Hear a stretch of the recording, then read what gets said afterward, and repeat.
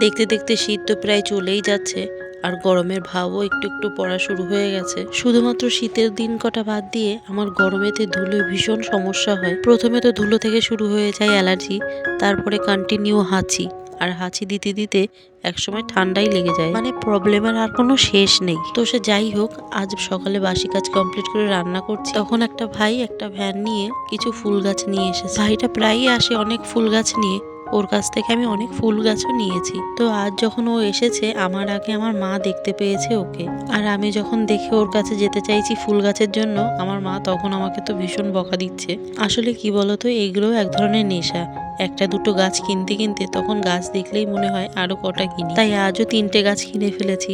আর মা যাতে না দেখতে পাই তাই কাকিদের বাড়িতে রেখে এসেছি। জানি এখন না জানতে পারলে একটু পরে তো অবশ্যই জানবে, সে তখন দেখা যাবে। এখন তো দেখে খুব পছন্দ হয়েছে তাই নিয়ে নিয়েছি। আমার ফুল গাছের গল্প করতে করতে আমার রান্না বান্না কত কাজই তো কমপ্লিট হয়ে গেছে।